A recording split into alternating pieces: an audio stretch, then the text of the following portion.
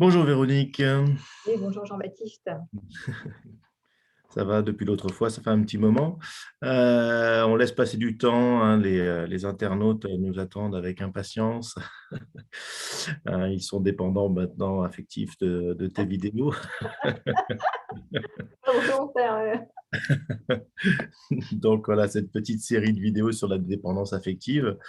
Euh, on, on l'a fait en même temps que tu es aussi en train de rédiger un livre, hein, sur cette thématique-là. Alors Puisque, le thème, c'est pas tout à fait la dépendance affective, c'est lié, c'est quand la peur de perdre l'autre me fait le perdre. Alors me fait d'accord. me perdre, ça c'est ce qu'on voit dans la dépendance affective et me fait aussi le perdre, partenaire. D'accord. Donc, ce qui veut dire, grosso modo, qu'on met en place des stratégies qui nous empêchent de réussir l'objectif que l'on voudrait atteindre, en fait. C'est ça, ce sont ce que j'appelle moi des stratégies d'auto-sabotage non conscientes, ou des, prophéties, d'auto-réalisation, hein. C'est quand on Hmm. vérifie des croyances, on finit par vérifier ce qu'on ne veut pas. Mhm. D'accord. Et bon, on a vu la dernière fois qu'est-ce que c'était que la dépendance affective, ou en tout cas qui étaient les personnes les plus sujettes à souffrir de cette situation. Mais là, j'aimerais bien sur cette petite séquence aborder la question de comment on repère ces phénomènes-là. Et puis, mais avant, enfin, les phénomènes qui se passent en soi, mais avant d'aborder ces repères ou ces signaux, ces symptômes, on va dire, euh, est-ce qu'il y a plusieurs niveaux de dépendance affective, et comment et est-ce qu'on est prêt à accepter de reconnaître qu'on peut avoir une dépendance affective? Alors, il y a deux questions, mais est-ce que tu peux nous éclairer sur ce sujet? Bah, oui, il y a plusieurs niveaux évidemment, il y a des petits dépendants, des gros dépendants. C'est-à-dire comme les petits jaloux, les gros jaloux. Et oui, on n'est pas tous à la même enseigne, on n'a pas tous les mêmes blessures du passé. On passera un moment une prochaine fois pour expliquer pourquoi, d'où ça nous vient, pourquoi certaines personnes, ont plus, d'intensité sur le curseur de la dépendance affective que d'autres. Oui, bah, on n'est pas les mêmes, on n'est pas, à la même enseigne les uns et les autres. Donc Mhm. oui, il y a des niveaux différents d'intensité et de souffrance, hein. Et puis après comment, c'était quoi ta question? Comment reconnaît-on? Bah, comment on reconnaît sa propre dépendance, hein, au-delà des Bah, symptômes qui vont justement, apparaître? ça va être l'objet de ce qu'on va décrire. Si tu vois, si tu on va décrire les symptômes ici, donc Mais observables, et est-ce donc que ça te d'une permet de reconnaître. ouais, mais est-ce que d'une façon générale, on est prêt à le reconnaître? J'ai envie de dire plus sous cette forme-là, c'est-à-dire, est-ce qu'on n'a pas une tendance À le aussi nier. à le Bah, de nier? 2 choses l'une, soit, il y a des personnes qui vont le nier, mais comme il y a beaucoup de souffrance, en général, on va en parler des symptômes. Donc, tu peux pas tellement le nier ou pas très longtemps, si tu es vraiment fortement dépendant. Et puis, au contraire, moi, je vois plutôt des personnes, mais bon, moi, c'est ceux qui viennent me consulter, donc tu peux faire du déni là-dessus. Il y a des manières de faire du déni, par exemple en disant, un des symptômes, c'est par exemple la jalousie. Tu peux dire: «Ah bah, c'est normal d'être jaloux, c'est toi qui c'est toi qui es pas normal», en stigmatisant ton partenaire. Donc ça, c'est une manière de faire du déni, par exemple, hein, au lieu de Mmh. voir que ça part de mon insécurité, à moi, hein. Donc ça, c'est une manière de faire du déni, mais tu peux avoir l'inverse, c'est-à-dire tu as des personnes qui vont se déclarer très dépendants affectifs, alors qu'ils ont une tendance et que c'est pas un drame, tu vois? Donc on a vraiment des excès dans les 2 sens, soit en forme: «Je D'accord. ne veux pas le voir, je ne veux pas le reconnaître», ou Mmh. alors: «Je suis sûre que c'est moi qui ai un problème, l'autre n'en a pas, c'est à moi de travailler sur moi, je suis un gros dépendant affectif», alors qu'on a tous quand même, je crois qu'on l'avait dit la dernière fois, mais je le redis, Mmh. on a tous une tendance à être un petit peu dépendant affectif. C'est pas normal parce que l'attachement crée une envie de ne pas perdre la Mmh. personne qu'on aime. Un Mmh. peu, ça va, beaucoup. C'est pour ça qu'il y a des niveaux. Mmh. Donc c'est important de voir jusqu'où on est dans la dépendance et donc c'est pour ça qu'on va parler des symptômes justement. Mmh. Eh bien, allons-y, alors parlons des symptômes. Disons directement sur quand je me regarde dans la glace, qu'est-ce que j'observe qui peut me dire, ah, mais là, peut-être qu'il y a un soupçon de dépendance affective envers cette personne-là. Alors, tu peux avoir ce qu'on appelle la suradaptation. C'est l'envie de je fais beaucoup d'efforts et je fais beaucoup de compromis pour m'adapter à l'autre, alors que je n'ai pas forcément envie de le faire, ou alors je me raconte l'histoire que j'ai envie de le faire. Ça, c'est ce qu'on appelle la soumission. L'enfant soumis en nous s'adapte à ce qu'il imagine que l'autre attend de moi. On appelle ça la suradaptation. Voilà, donc ça peut être un des symptômes qui fait je me mets dans une posture plus petite que l'autre. Ça va aussi aller avec un des autres symptômes, c'est l'idéalisation. Je vais idéaliser mon partenaire, c'est-à-dire je le mets sur un piédestal et moi, de manière contingente, je me dévalue, je me sous-évalue pendant que lui, je le surévalue. Donc, c'est idéalisation et contre-idéalisation. Ça fait partie aussi des symptômes qu'on va retrouver aussi dans l'état amoureux. Et l'état amoureux aussi, si je suis très amoureux de quelqu'un, ça va être en lien, ça peut être en lien, pas systématiquement, avec justement la dépendance affective. Parce qu'il y a ce phénomène dans l'état amoureux d'idéaliser et de contre-idéaliser. Ce qu'on va observer aussi en symptômes, c'est souvent ça va avec la jalousie, comme je disais tout à l'heure, le côté contrôlant. J'ai besoin de contrôler mon partenaire, c'est-à-dire de vérifier qu'il me regarde toujours, qu'il ne désire que moi. Je vais voir le suspecter, le contrôler aussi d'autres manières, en le définissant, en sachant pour lui ce qui est bon pour lui, en lui donnant en le guidant, le drivant. Tu vois, ça c'est du contrôle ou du flicage ou du contrôle qui sont des prises de pouvoir à partir d'un endroit où je me sens très fragile. Parce que prendre le contrôle, c'est aussi une manière de montrer que, pas que je suis en fragilité, mais en posture justement de toute puissance. C'est moi ici. Tu vois, on montre l'inverse de ce qu'on fait à l'intérieur. Je me laisse pas faire, quoi. Quelque part, je suis à la fois, je me suradapte et j'ai une posture d'enfant soumis, et à la fois, je veux montrer des signaux inverses qui vont être ceux du contrôle de l'autre. Mais et là, tu évoquais le lien avec la jalousie. Est-ce que ça, c'est en lien avec la jalousie, ou est-ce La que… dépendance affective, il y a souvent de la jalousie dans la dépendance affective. Oui, mais est-ce que le sujet, je suis dans le contrôle, est-ce que c'est le même symptôme que celui de la jalousie? Oui, quand tu es jaloux, tu deviens contrôlant en général. D'accord, ça cherches à découle en contrôler fait. l'autre. Oui, bien sûr, tu fais pas, c'est pas toujours volontaire, mais il y a une envie de contrôler, c'est-à-dire de vérifier que il est à moi. Et ça va avec la possessivité et l'appropriation. Cet objet d'amour est à moi. Je ne veux pas le perdre. Donc, il y a l'envie de contrôler, de le garder pour soi, et donc de vérifier dans les textos, d'aller regarder sur les réseaux sociaux. Bon, voilà, ça c'est ce qu'on appelle le flicage. Mais il y a un côté contrôlant. Dans la dépendance affective, on peut vite être dans le contrôle, sans s'en rendre compte d'ailleurs, ou on s'en rend compte. Autre symptôme qui apparaît, c'est la perte d'énergie. Tu perds ou la perte de sens. J'ai plus de sens à ma vie, ou j'ai plus d'énergie, ou c'est un envahissement obsessionnel. La dépendance affective, tu es envahi par les pensées de ton partenaire. Tu penses sans arrêt à lui, mais pas en mode serein, en mode inquiet quand même. Tu as toujours l'impression qu'à tout moment, c'est insécurisant comme ambiance. À tout moment, ça ne va pas le faire. À tout moment, il va y avoir une chute. À tout moment, ça va s'arrêter. Et tu es hyper angoissé, en fait. Ça aussi, c'est l'anxiété, l'angoisse. La peur de perdre, quoi. La peur de perdre sont vraiment présentes et au rendez-vous, et créent beaucoup d'anxiété ou de perte d'énergie. Ouais.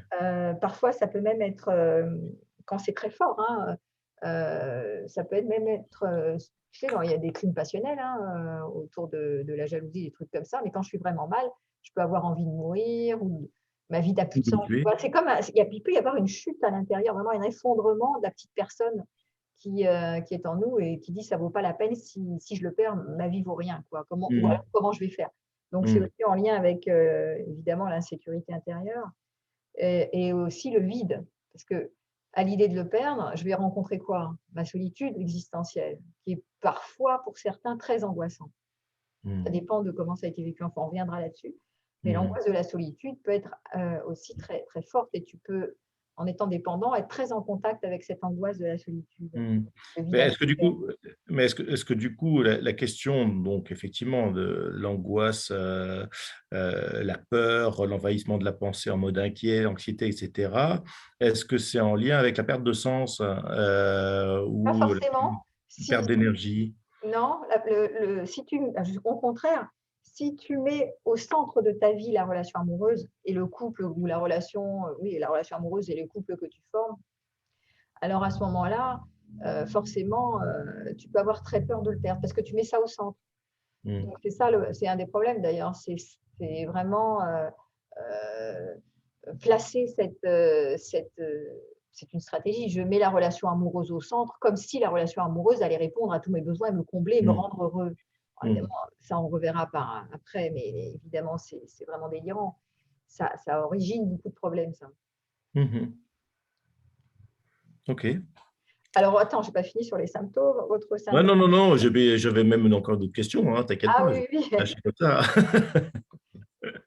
Donc, Ouais. autre symptôme, se sentir rejeté ou abandonné.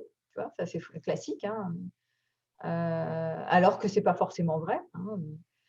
Il peut y avoir aussi, justement, si je me sens rejetée, bah, je peux rejeter avant d'être rejetée, c'est-à-dire je peux agresser. Je peux aller. Alors, il y a deux manières dans la dépendance affective. Soit je pars en mode recherche de conflit, soit je pars en mode peur évitant du conflit. Parce que j'ai tellement peur de perdre, je suis tellement agrippée à mon partenaire que soit j'attaque, soit je le fuis, hein. Donc, ça dépend des profils de personnalité. Il y a des personnes qui sont plutôt impulsifs, qui vont attaquer, mordre, et d'autres qui vont piquer, et d'autres qui vont éviter les conflits et faire Mm. comme si tout va bien, je vais bien, et se mettre en mode soumission. Donc, tu vois, tu as deux postures inversées. Et, Mhm. mais de toute façon, que tu sois dans une posture ou une autre, c'est de toute façon un des symptômes de la dépendance affective, en général. Ça peut faire partie. Ok, Et donc puis, se rendre très disponible à l'autre aussi, tu vois. Genre, ça aussi, c'est classique. J'en fais des tonnes, je me rends très disponible. Mon agenda est tout ouvert à toi. Alors que ça, j'ai rien d'autre à faire, tu vois. ça rejoint le symptôme de la suradaptation, on va dire. Oui, c'est ça. C'est Mm. ça. Oui, oui, tout à fait. Euh, Mm. on s'éteint aussi. On voit qu'on observe qu'on s'éteint de plus en plus. On donne, on donne, on donne. Et on attend de recevoir, mais on donne plus qu'on reçoit. Tu vois, des choses comme ça. Mhm. Voilà. Donc, on ne se respecte pas. Il y a quelque chose de l'ordre de je sens que je ne me respecte pas, mais j'arrive pas à faire mieux. C'est presque indépendamment de ma volonté, hein. Quand on est dans la dépendance affective, on a tellement peur de perdre l'autre que on se voit tomber comme ça, quoi, s'éteindre, ne pas se respecter, ne pas mettre ses limites. Et presque, il y a une partie plus forte que nous qui nous empêche de nous respecter. Mhm. Et, euh, et est-ce que moi, j'avais pensé, j'ai pris une note tout à l'heure en me disant, mais il y a quand même aussi une forme de, bon là, on voit des choses super négatives, hein. Oui, Euh, ça, c'est le côté quand c'est souffrant, hein. Là, je parle du niveau de souffrance plutôt élevé, tu vois. Quand ouais, tu es mais un est-ce que, peu dépendant, bon, c'est des moments passagers et basta, quoi. hmm. Mais est-ce qu'il y a, il y a ces montagnes russes émotionnelles aussi qui font que quand on est ensemble, ça va, et puis Oui, c'est est-ce bien le que problème. il y a C'est le problème? c'est tout à fait ça, hein, c'est ce que tu décris est très juste. Il y a quelques moments fusionnels qui apparaissent. Donc, quand mon partenaire est en lien avec moi et qu'on se sent uni à lui et que tout va bien, et alors là, là, je me dis, waouh, super. Mais c'est en général pour la dépendance affective, c'est 20% de bon contre 70% ou 80% de souffrance. Ah ouais, Donc, c'est d'accord. ça qui ne va pas. Ce n'est pas les petits moments. Les petits moments goûteux, bah oui, je les ai en mémoire. Sauf que ça ne suffit pas. Tu comprends bien, parce que c'est ça le problème. Je dis toujours, à un moment donné, c'est quoi la souffrance? Bah, faites un pourcentage. Combien de pourcentage vous évaluez à être dans la souffrance contre combien de bons? Alors, s'il y a 20% de bons et tout le reste de pas bons, vous pouvez commencer à vous poser des questions. Pourquoi vous Mhm, restez là-dedans? Ok, mhm, il y a en général, dans la relation, les gens, ils ne sont pas maso, hein. On ne reste mhm, pas avec quelqu'un parce que c'est complètement nul. Non, mhm. c'est parce qu'il y a du bon. Voilà. Mais ça ne suffit pas. Oui, mais alors du coup, donc moi j'observe ces symptômes en moi. Je vois que là je corresponds. Alors après j'imagine des niveaux. Est-ce que c'est plus ou moins envahissant? Est-ce que Ah, etc. si, Est-ce c'est que, ça. je dors la nuit, etc. Oui, il y a des Euh, manifestations, là, on n'a pas parlé, mais ça peut aller jusqu'au burn-out, hein, ouais, émotionnel. Ça peut faire un burn-out hum, amoureux, hein. Ça peut être hum, vraiment des états d'épuisement importants quand même. hum. C'est dans un haut niveau. Et donc, D'accord. je disais, OK. Je dis: «OK, j'observe ces symptômes-là et donc OK, je l'admets, je me regarde dans le miroir et j'admets que j'ai ces symptômes.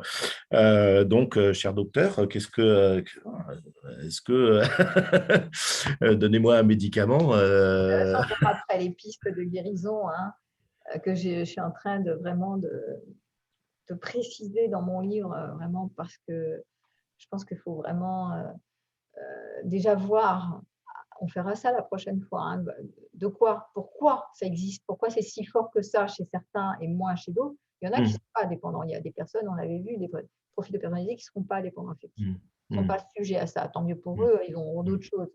Mais pourquoi? Donc, il y a des raisons qui font que certains vont basculer dans la dépendance affective et de manière souffrante. Voilà, donc on va voir pourquoi et après on verra justement quand on comprend d'où s'originent ces symptômes, hein, eh bien on va pouvoir trouver, agir sur des options et des pistes. OK, donc du Ouais, coup, c'est c'est important. mmh, Mais bon, c'est vrai que c'est pas quelque chose, c'est pas parce que tu connais tes symptômes, ça ne suffit pas pour régler, parce que tu mmh, n'as pas identifié d'où vient le problème. Le mmh, symptôme, c'est ce qui apparaît. Ce qu'on vient de décrire, c'est comment j'observe. mmh, Et mmh, l'observable ne te permet pas, même la prise de conscience, tu vois que tu fonctionnes comme ça, bon, bah, c'est bien, tu vois que tu souffres, mais tu n'as pas, la clé pour en sortir. mmh, mmh, Pour avoir la clé, il faut déjà identifier quel est le problème et d'où ça mmh, vient cette affaire. mmh. Et ensuite, on peut éventuellement trouver des pistes. Mmh. Oui, donc la meilleure solution, c'est de dire que c'est de la faute de l'autre, hein, bien évidemment. Ah oui, bah, ça, Heu, mais ça règle pas parce que c'est ce que tu as dit, c'est faire du déni et quand tu fais du déni, tu continues de souffrir de toute façon, tu mmh, t'agrippes. C'est mmh, l'agression, la dépendance, hein. Je m'agrippe comme ça, je ne peux pas imaginer le perdre, donc mmh. c'est souffrant. Et ça, c'est ce qu'on a dit, faire Tout du à l'heure, déni en attaquant, c'est-à-dire, mmh. c'est toi qui Alors, fais faux et moi je suis gentil et moi toi tu es mauvais. mmh, Heu, oui, parce que moi je c'est assez souffre, donc manipulatif. toi tu souffres pas, moi je souffre, donc c'est Oui, oui. forcément c'est que c'est toi le la cause Oui, et alors on peut dire ça, mais quand on moi, c'est intéressant ce que tu dis, quand tu commences à dire: «Oui, ben, c'est moi qui souffre», alors peut-être c'est ben vrai, à ce moment-là, ça vaut vraiment la peine de dire: «Puisque justement c'est moi qui souffre», par exemple 70 de pas bon et 20 de bon, c'est à moi de prendre la responsabilité de me traiter, c'est-à-dire de voir qu'est-ce que je fais de ça? Pas l'autre, l'autre il va rien faire pour moi, hein, enfin il peut, mais c'est pas à lui de passer son temps à me rassurer toutes les 5 minutes. C'est à moi de voir qu'est-ce que je fais de ça? Comment mmh, je vais me soigner de ça? mmh, mmh, mmh, mmh, mmh, mmh. Ou, comment je vais arrêter la relation ou pas? Mais qu'est-ce que je fais? Parce que ça m'appartient. Le problème, il est chez moi, il est pas chez l'autre. Mmh. OK, donc du coup, la prochaine fois, on essaiera de voir un petit peu, quel est le terreau, Ouais, ça, de ces symptômes, hein. Pourquoi il y a des symptômes qui apparaissent, hein, c'est ce qui sort de terre, mais finalement sous terre, il y a des choses qui sont, qui sont un peu cachées et ouais, peut-être on qui verra la prochaine organise, fois. ouais. Cette, Ouais, qui organise un petit peu les symptômes et puis après dans une autre, on abordera comment essayer de passer, par-dessus, ces difficultés et ces souffrances que beaucoup traversent. que nous Donc beaucoup bon, moi, traversent. je dis souvent que je suis la première à être concernée. C'est pour ça que je m'intéresse, en général, je travaille sur les sujets qui me concernent. Mmh, Que j'ai pu observer chez moi et puis parmi mes patients, évidemment, il y en a plein qui me consultent. Mais c'est mmh, presque, très commun, en fait et moi, je vois chez les femmes, il y a beaucoup de femmes qui sont atteintes, de dépendance affective, parfois à des niveaux, mmh, élevés, et mmh. donc ça peut être vraiment, Et puis plombant, quoi. moi qui en souffre pas, du coup, je suis intéressé de savoir qu'est-ce qui se passe, justement. C'est pour ça que je te pose toutes ces questions. Très bien, parfait. Donc Ça marche. on fera la Bon. suite au prochain épisode alors. OK, ça marche. Merci Véronique. Passe une bonne journée. À bientôt. Bonne journée à vous. Salut.